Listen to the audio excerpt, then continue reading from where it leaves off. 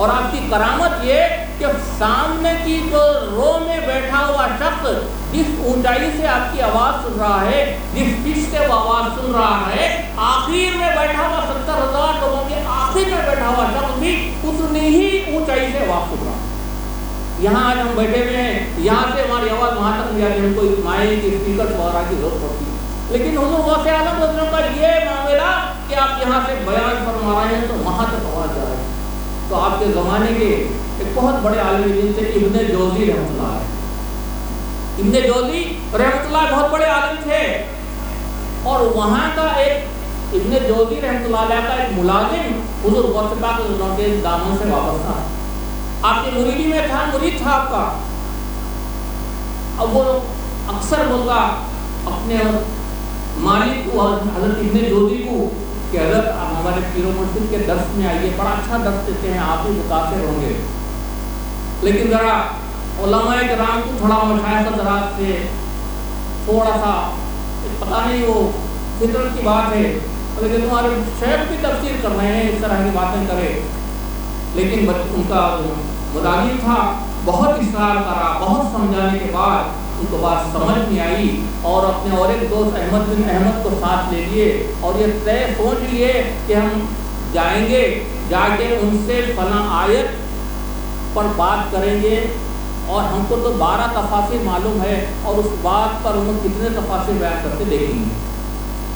دونوں مل کے حضرت حضور غوث اعظم رضی اللہ عنہ کے درس میں آ گئے، دونوں آمنے سامنے بیٹھ گئے، اسٹیج کے ادھر ایک صاحب بیٹھ گئے، ابن جوزی صاحب ادھر ایک صاحب بیٹھ گئے، دونوں آمنے سامنے بیٹھ گئے۔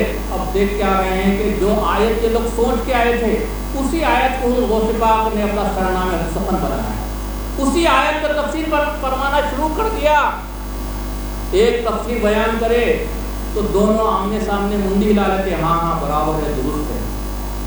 دوسری تفسیر بیان کرے ایسے ہی منڈی ہلا لیتے، ہاں برابر ہے۔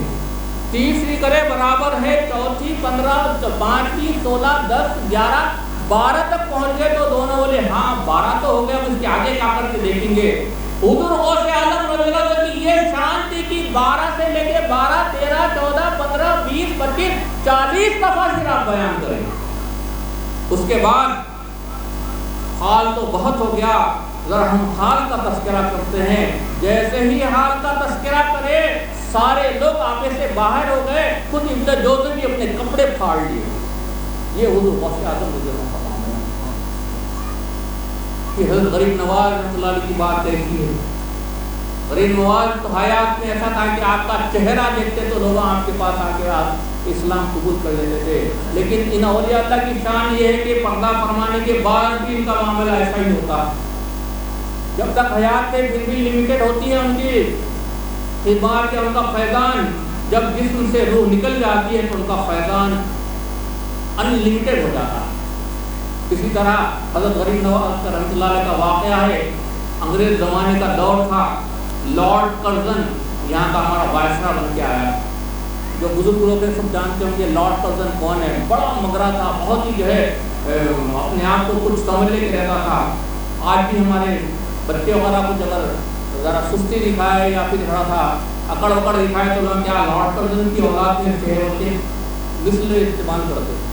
تو لارڈ کرزن جب ہندوستان میں وائسرا بن کے آیا تو یہاں کے سب لوگوں نے اس کے جو خادمین تھے یا اس کے جو سبارڈینیٹ تھے سب نے کہا کہ دیکھو ہندوستان میں جو بھی آتے ہیں ایک مسلمانوں کی شرائن ہے اجمیر شریف میں، غریب نواز کہتے ہیں، روایت ہے، ٹریڈیشن ہے کہ کوئی بھی جو بھی آتا وائسرا وہاں جا کے حاضری دیتا ہے، آپ کو بھی چل کے حاضری دینا ہے۔ اور وہ بڑا مگرانہ تھا، اس نے I never visited any shrine of a Muslim, I am a staunch Christian. میں راسخ العقیدہ کرسچن ہوں، انگریز ہوں، میں کسی مسلمان کی مزار پہ حاضری نہیں دوں گا۔ لوگوں نے خوب سمجھایا، تو لیکن یہاں مسلمانوں کی آبادی بہت ہے، وہ خفا ہو جائیں گے، ناراض ہو جائیں گے، ان کی خاطر سے جا کے آپ ایک آفیشیل وزٹ کر کے آ جائیے، کوئی اپنا عقیدت کا اظہار مت کریے، بلکہ جا کے صرف ایک آفیشیل وزٹ کر کے آ جائیے۔ ہاں ٹھیک ہے، ایسا ہے تو ٹھیک ہے۔ وہ جانے کا ارادہ کیا تھا کہ چند اس کے جو رشتہ دار تھے وہ بھی بولے کہ ہم بھی تمہارے ساتھ چلیں گے۔